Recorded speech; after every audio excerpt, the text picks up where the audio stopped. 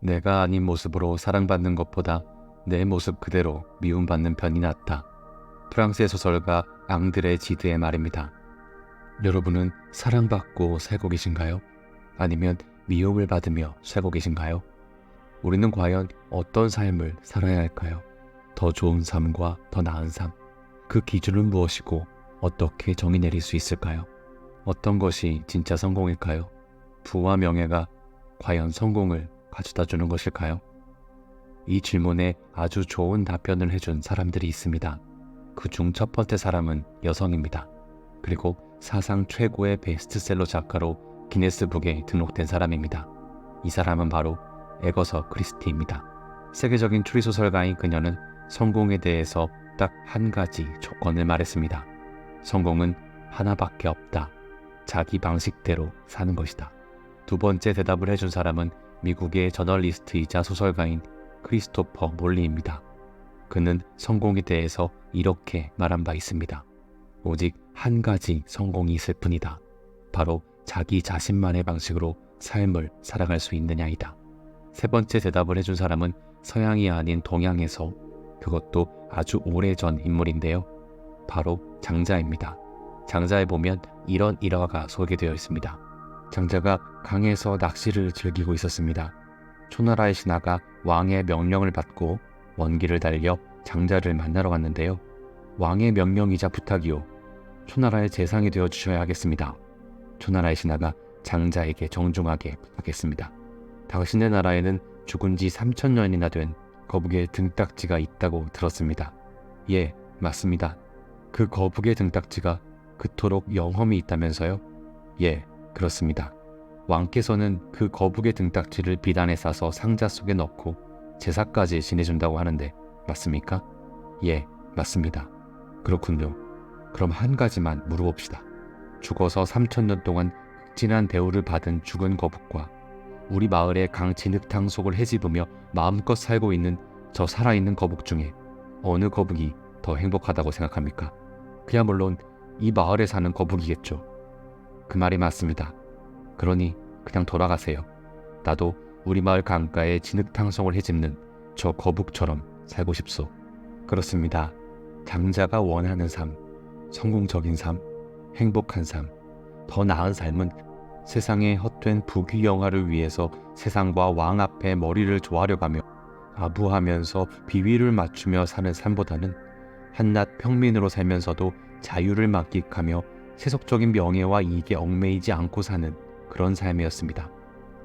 왜 많은 동서양 고금의 현인들은 얽매이지 않고 자유롭게 사는 삶, 자신의 방식대로 사는 삶을 최고의 삶이라고 말하는 것일까요?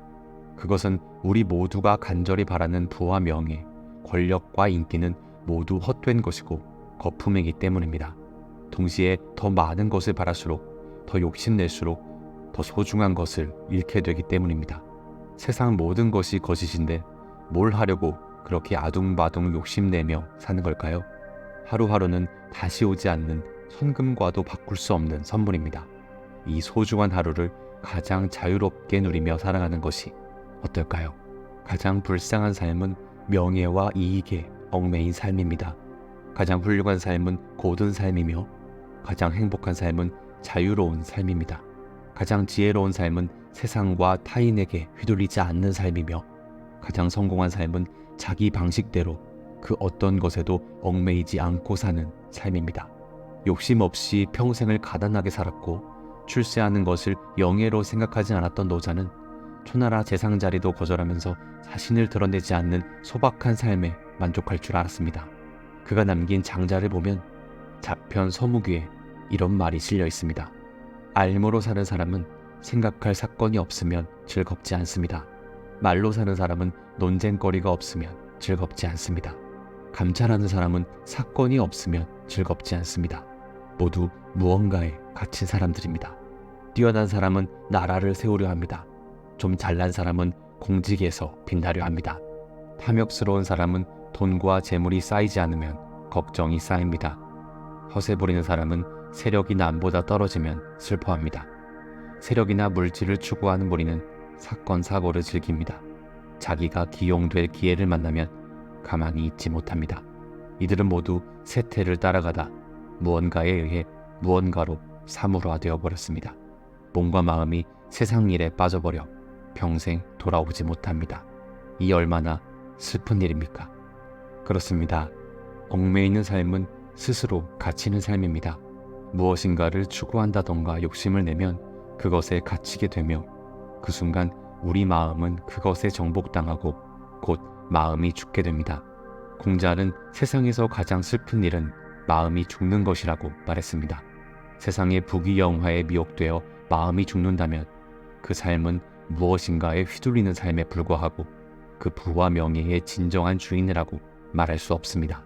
결국 최고의 삶은 얽매이지 않는 삶입니다. 마음이 죽지 않고 살아야 얽매이지 않을 수 있습니다. 그런 점에서 진짜 성공과 행복은 마음에서 시작된다고 할 수 있습니다. 이것이 바로 마음이 죽은 사람이 절대로 진정한 성공과 부를 이룰 수 없는 이유입니다. 성공하는 사람, 인생을 제대로 잘 사는 사람, 행복한 사람, 실패하는 인생과 불행한 인생을 사는 사람의 차이는 바로 마음에서 비롯됩니다.